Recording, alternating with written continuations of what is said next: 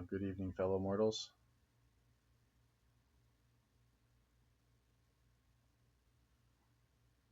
2 hours till I get to go back to work. That's exciting. I have here with me my pizza. Thank you, Brogan.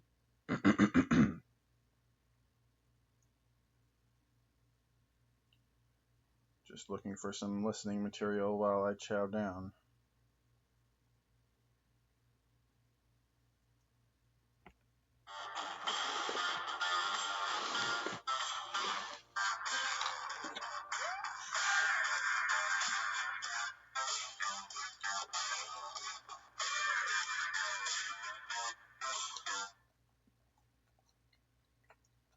Let's go next to our caller from the 678 area code. Who's calling today from 678? Hey, David. My name is John. I'm from Atlanta. Big fan of your show. Thank you. I just wanted to talk about like my thought process in this upcoming election. I was a Bernie Sanders supporter, and I'm having kind of a hard time switching over to giving my support to Biden for most of the reasons. Okay. And one of the reasons that I've been thinking about that a lot of people don't talk about is I'm trying to see like the biggest thing that I've heard throughout this election. The most important thing that we must do is get rid of Donald Trump. Get rid of Donald Trump, and I agree with that. But my problem is that Joe Biden has made it no secret that if he were to be elected, he's going to bring back kind of like that Obama era kind of third wave centrism as a template for governance in the White House. And that sort of ideology is what was, I believe, in my opinion, was one of the starts of the Trump ideology being such an attractive brand of people being disaffected by kind of like third wave centrism. So my question is, what is the point of defeating Donald Trump when you're going to bring back the ideology that helped give us Trump in the first place? Like 2024, like I believe that if you get rid of Trump, Trumpism is one the same with the Republican Party. Won't that cause another like right wing backlash in 2024 where the Republicans bring up even more far right nationalists? So a couple different things there. A couple different things there. First of all, your argument is I believe, more theoretical argument than is relevant in terms of our decision in November. I don't want to discount what you're talking about as very important for thinking about the future direction of the country, the future direction of the two major parties. It's an important conversation to have. One thing that you're missing from your sort of framing is that racism was also part of what took place during Obama's presidency. LOL. That coalesced and emboldened some of Donald Trump's Racism. key constituencies. And I think if we're going to really talk about what happened during the Obama administration that led to Trump, we can't ignore that. But I want to put that aside just for a second, if we can, John. What I want to say to you is the following. The theoretical argument about third way, this, that, okay. Who do you prefer to choose the next Supreme Court justice, Trump or Biden? Don't overthink it. Biden. Okay. When it comes to the tax policy, which candidate has a better tax proposal, if you're familiar with that? Is it what we've seen Trump do, or is it what Joe Biden has proposed? What Joe Biden proposed? Okay. Joe Biden supports the Green New Deal as a framework, if not in its full scope. Trump believes climate change is a hoax created by the Chinese. Which of those positions is closer to yours? Yes, Biden. Right, okay. So I could go on with 20 issues. So for me, it's just much simpler. We have an emergency. Bernie Sanders recognizes it. Noam Chomsky recognizes it. And for me, the way forward in November is not about the effect of third way politics on it, the future of we actually have a list of 20 policy issues on which Biden's better. For me, it's that simple. Okay, I understand. I understand that sort of like thinking, but I'm just more concerned about like, just over time, will we like all these gains that we're going to make in these 4 years of abiding would just be wiped away? Because, like I said before, I can't. Even though Trump may be gone, I just cannot imagine a Republican Party without Trumpism. Like I think Trumpism has replaced kind of like Reagan era of thought. I don't think you're wrong. The Reagan-style conservatives are increasingly not what feels like the core of the modern Republican Party. Mm-hmm. Okay. Oh, and just one one last thing before I go. I know you have other calls, but I live in Georgia, and I don't know if you've been aware of like Georgian politics, but our governor Kemp is going to like open up restrictions in the state on this Friday. Yeah. And if you can look into the information, I've been hearing like some theories that the reason why Kemp wants to open up so early, relative to like what scientists has been saying, is that there's been an astronomical amount of like unemployment claims in the state of Georgia, and we actually may run out because in Georgia, in order to like increase the income tax, which supports that, you have to do a constitutional amendment, and with a Republican-controlled legislature, that's like impossible. So I was thinking maybe we could like look into that and see like how maybe that might play into effect, because I think in Georgia it's going to be a devastating effect how we're opening up the state before we even hit our apex. So I just Right. was thinking So maybe there's like a couple things going on. I don't know about the specifics in Georgia, but there is no question that the reason that a lot of red state governors want to reopen sooner than later is if your business is allowed to be open, then you are going to have a more difficult time getting PPP money and other federal stimulus money.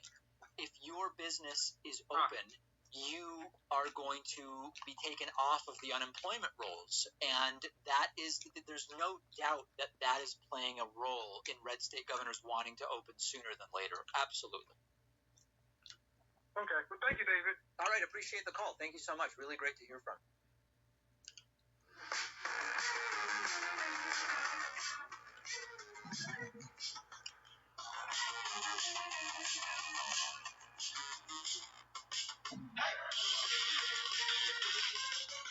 I fucking hate that moment where your pizza is like just barely not hot enough anymore, and now you feel like you need to reheat it before you keep going, but you're still like starting. We've got a real animal lover here. Betting starts at $1 for a click. $1, do I hear?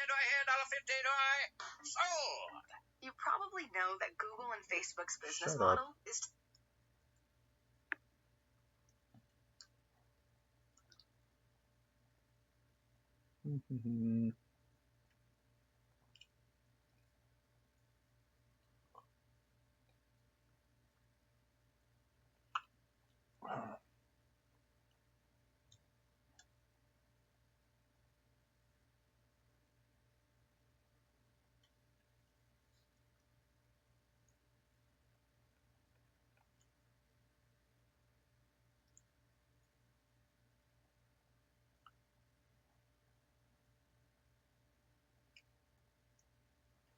will be sitting down with Chad Wilson to talk about his story, and because he wants to set the record straight on how Green Party candidates have been treated. So let's talk about it. Thanks for tuning in.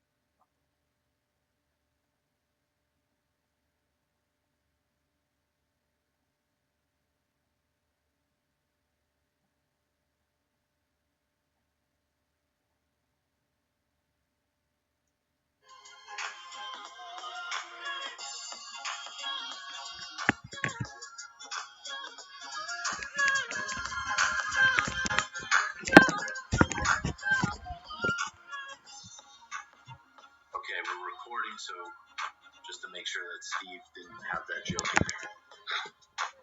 I'm just kidding.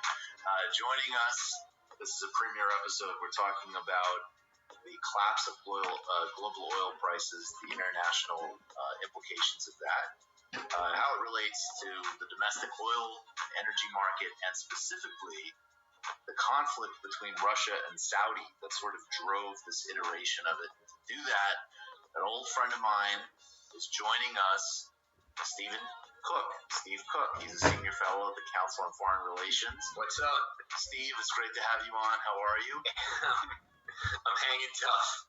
Yep. How about you? I'm doing all right. I mean, Okay, it's good. It is what it is. But I personally certainly don't have much to complain about. But obviously it's a terrible situation. I will say, and you're wearing a skiing T-shirt. I went to one of your book launches. I was the only person there not in a suit. Favor returned. I'm sorry to put a suit on, but I once went back and forth about short sleeve button down shirts and a tie, the appropriateness of that, which is a never. But I figured under these circumstances, a T-shirt was okay. No, I think a T-shirt is fine. I'm very partial. I've been doing long sleeve shirt and the tie. I like that look actually. Yeah. That I like, but it's short sleeve tees in general. I'm not really a fan of. It doesn't seem appropriate to me. No. Can you talk in the beginning about how Trump has been? Because let's be honest here. I think one of the most disturbing possibilities that could come out of this is we already see these bailouts, which are essentially just giant wealth transfers and monopoly consolidators.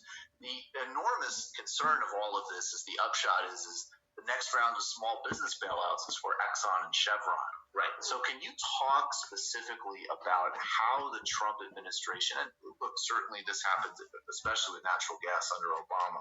Right.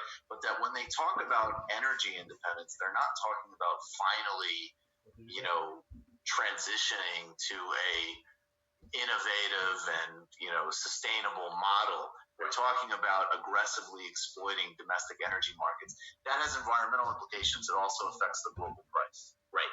And we were seeing kind of the fulcrum of this during the Trump administration, but you have to go back to at least 2005, and when President George W. Bush announced the goal of the United States was to become energy independent in the next 20 years or so. And then if you remember back to the 2008 presidential campaign, Sarah Palin, the Republican vice presidential candidate, drill baby drill, obviously she and Senator McCain didn't win, but President Obama did, in fact, oversee the greatest expansion of exploitation of American fossil fuels in the history of the country. I think it's the history of the country.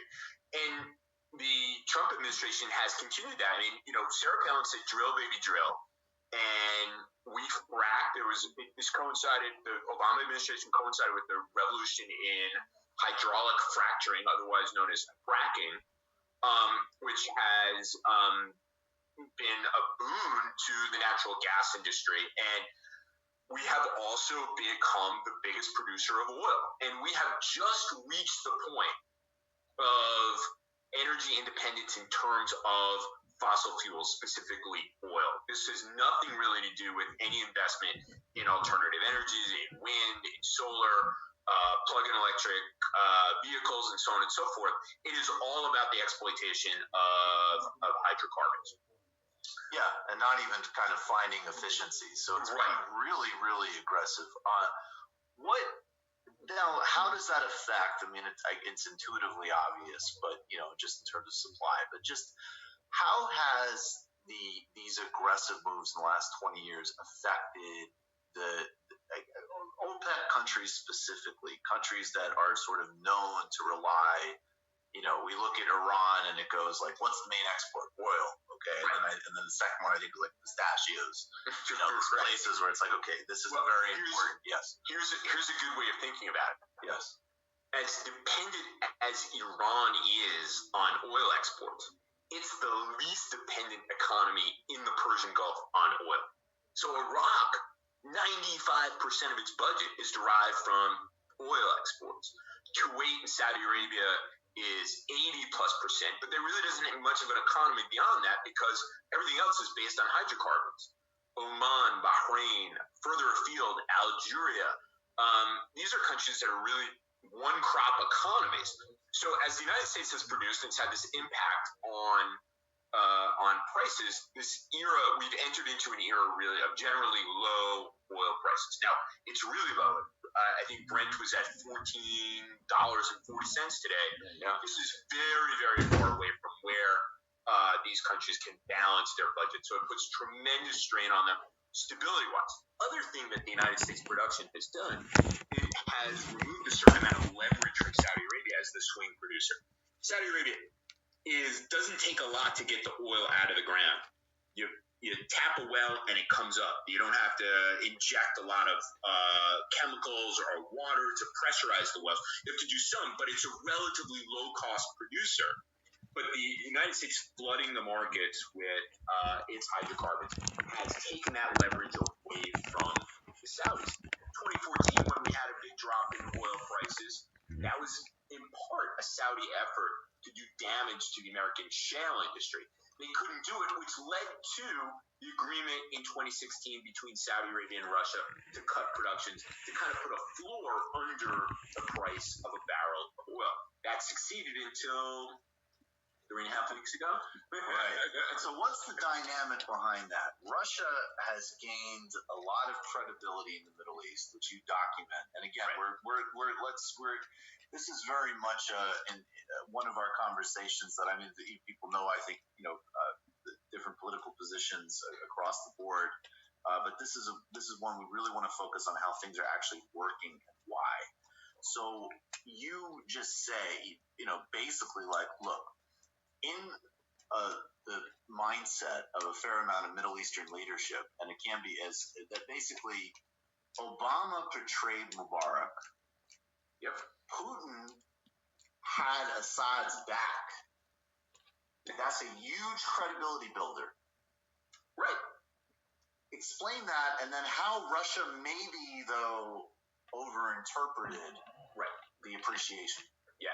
So in short, and we don't have hours here, but look, Arab leaders who were obviously not enthusiastic about the Arab uprisings in 2011 and 2012 saw the Obama administration basically after a week or so of protests in Egypt say to President Mubarak, it's time to look for a graceful way out as a profound betrayal.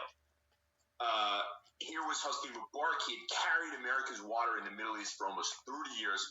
A lot of the stuff that he did was deeply unpopular with a large number of Egyptians. He did it anyway.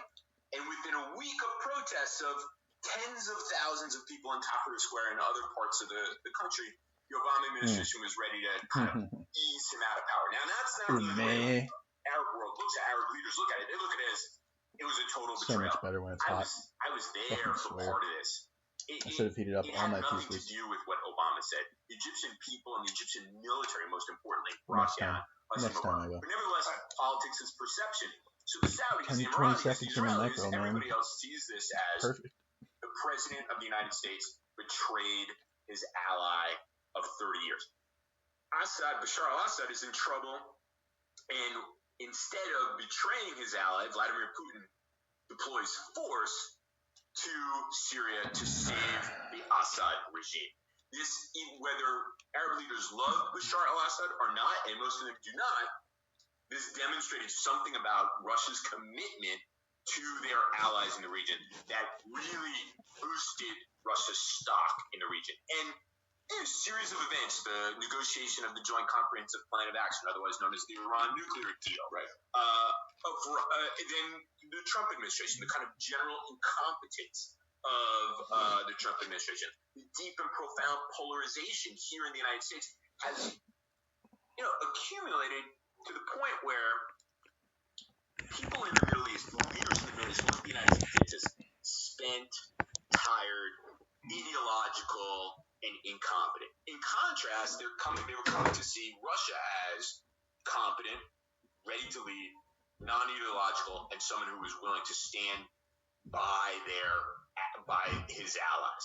And that was the difference. And so there has been this moment, the Egyptians exploring relationship with Moscow, the Saudis and the Emiratis saying, hey, look, we've got to have the Russians at the table. That old baggage of the Soviet Union, that ideological baggage of the Soviet Union, no longer there, signing billions of dollars of deals with the Russians. And so in Washington, everybody was kind of gripped with the idea that, okay, the United States is withdrawing from the region.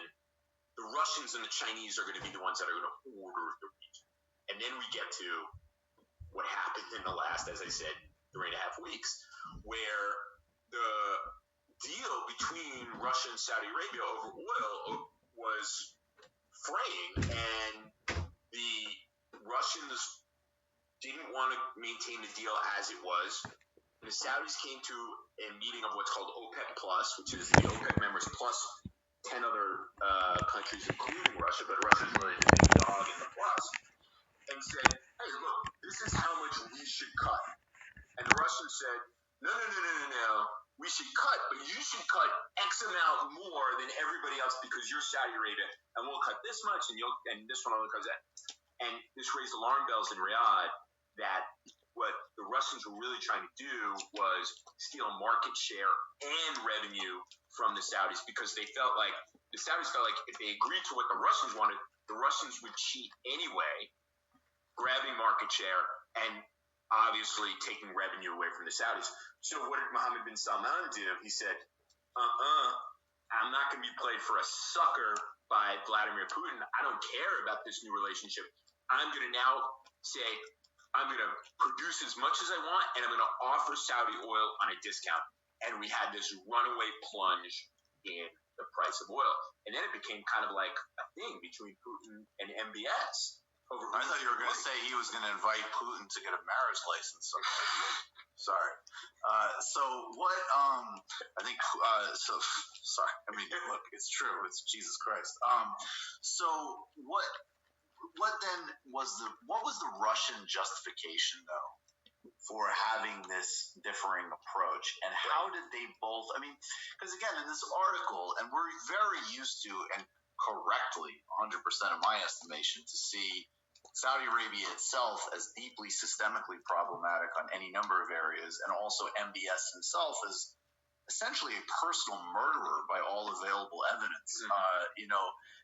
In this context, though, the Saudi position just seems a lot more, it doesn't seem as complicated, and it seems more straightforward. Well, prices are going down, right? Corona's coming, there's going to be lesser demand.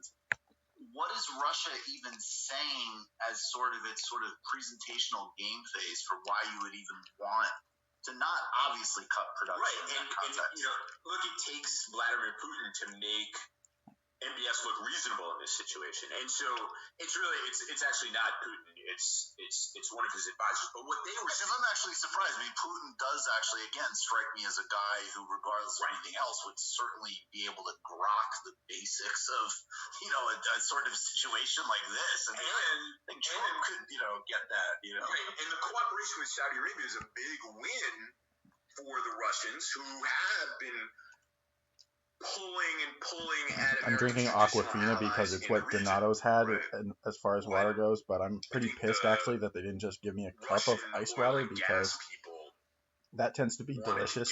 And almost every single brand of bottled water that I've tasted, except Ice Mountain, I hate. It just tastes terrible to me. It's not real water, basically. It's just a flu, man. It's just a cold. Okay. And whether they were Sean Hannitying it for real or they had ulterior Ice Mountain is awesome, though. I'll drink Ice Mountain all day, every day. What the Saudis suspect, and I think is probably not a bad suspicion, is that the Russians felt this is an opportunity to do some damage to American shale producers. Because it really was the American, as we were discussing before, the American ability to produce all of this oil. Oh boy, I'm starting to get full. This natural gas that has created this permanently low price of oil situation, which the Russians and the Saudis and everybody else have The problems. bloat is real. So the suspicion is that they wanted to do damage to American producers. The Saudis, from their telling the story is, look, we were not going to surrender to the Russians, and you Americans were collateral damage. The problem is the collateral damage raises the ire of people like Senator James Inhofe, who happens to be the chairman of the Senate Armed Services Committee and represents Oklahoma, an oil state, and the entire Texas delegation, senators and members of an oil state, right? These are the guys who, when MBS orders the hit on Jamal Khashoggi, helped the Trump administration shield the Saudis from punishment. They were pissed because the Saudis went too far. They said, we're going to pump like crazy. We're going to pump 300,000 more barrels a day, and we're going to offer it at $8 a barrel to the Chinese. This was going to have a profound impact on the economies of Oklahoma, Texas, and Alaska. So he went too far. And the United States, this collateral damage had a profound impact. And you have these stories of these meetings with these senators sending letters and then meeting with the Saudi ambassador in Washington and basically reading her the riot. So then what is actually, can we touch on that for a minute, the Chinese role? Is there a potential? I mean, you kind of indicated that one of the only possible angles for a sort of regeneration of the global energy market anytime soon is that, China seems to have successfully contained the virus. They've had the biggest economic contraction there since 1992. They had an over 6% contraction in the last quarter. So they're going to go on their own stimulus plan. Is the idea for the Saudis and for other, potential OPEC partners to just say like, okay, here we go. Like the Chinese will want it. They need to stimulate. Let's get the let's move. Well, that's where the game has been anyway.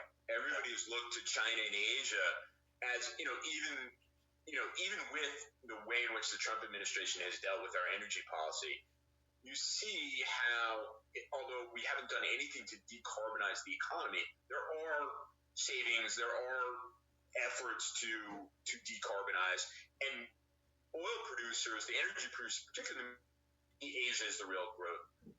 China is the big winner here because all of a sudden they're doing this, they're re-economy, and they're doing it with very, very cheap oil.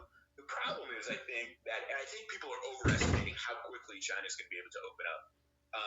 I rarely watch television, but when I come in from a run or I'm done on the stationary bike, I put on CNN for 15 minutes in my basement while I'm stretching out after one of these things. And this morning, I just happened to catch a report from Wuhan. And, people say, oh, Wuhan's back open. Not exactly. Wuhan, look, you're in New York City, you're a much harder journalist than I am. But Wuhan looks like the way Washington is. Places are open, people aren't able to go in. People, it's more curbside kind of things. Right.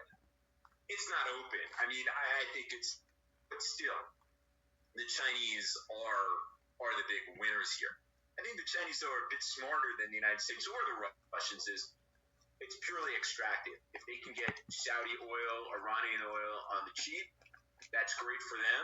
They're not with MBS and, Javad Zarif and, all these terror Middle East in the way that the United States has over the course of 25, 30 years in particular. So they want to get, so regardless of, they don't want to get sort of as enmeshed in any of it. And I think, again, that's actually what a lot of people have said has been one of the great advantages generally of Chinese diplomacy, which has just been much more workmanlike, much more like, hey, let's just make an arrangement. We don't need all this ancillary empire drama, frankly, that, the United States... There's a nasty side of it, the Chinese care not to live about the human rights of Syrians, Iranians, Saudis, or anybody else, as long as they're getting their oil out of the region, they're perfectly willing to countenance the quality of regimes in the region. The the problem is that we have become so enmeshed and so entangled in this stuff that we talk to a crazy thing. And also, isn't it true? I mean, I guess just on that tip, and I want to, I think there's something to balance here. Where, I mean, on one hand, in the very, the clear response of the Chinese position and any number of critics of U.S. foreign policy and so on, which is like, okay, sure, there's all this human rights discourses, but Yemen, but the occupation, but and I think all of that is it's discourse. It's 100% true. On the other hand, I would say the pushback I give to some of my brethren on the left is that even if it's sort of like international law. Nobody follows international law, certainly not the United States and other people with power. But international law allows a prime minister in the Caribbean to, even though they know that the United States isn't going to respect it, to say, hey, when you steal our ventilators, you're violating international law. Right. If you have a world that is governed by the logic of none of that stuff is even rhetorically in play, you don't have a ground to respond to it. That's exactly what I was going to say. At least at a rhetorical level, right? There's something there. But but I think that in the end, however, the power politics in the Gulf is what is going to establish the rules of the road. And so I think that the Saudis may have overplayed their hands, the States, but the Russians certainly overplayed their hands with the Saudis. And that doesn't mean that $20 billion worth of deals that were signed aren't going to happen. But I think the shine off of the relationship, the big hedge. King Salman went to Moscow. He was the first Saudi king to go to Moscow. Putin came to Riyadh last fall with great fanfare. I think the idea that this is going to be the flowering of Russian, Saudi, and Russian Emirati relations was a bit overstated. And I think, basically what you're seeing in the Gulf is no real power is going to order it in the way that the United States did from March 1991 until March 2003. It's kind of going to become this kind of free-for-all. And oil and energy security is going to be a driving factor there.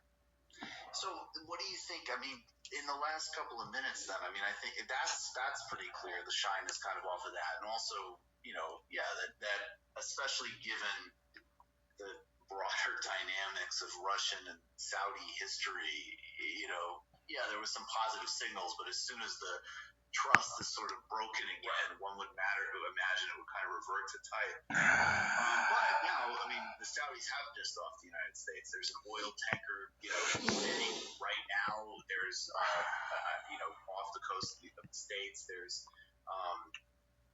storage capacity at max there, and Ted Cruz is taking to Twitter and all the rest of it. And as you point out, all of the same people that were very happy to, shield MBS from everything before, now they're pissed because it's another thing. 1, 2, 3, 4 slices left, basically, if you count the last 2 small ones as one. So, look, I want to always include in this conversation that ultimately we quite literally need to change our energy economy. That's one of the best meals I ever had. Thank you, Brogan. Thank you very much. Do mishigas with each other all day. At some point, we're going to need to figure out how to sustainably breathe.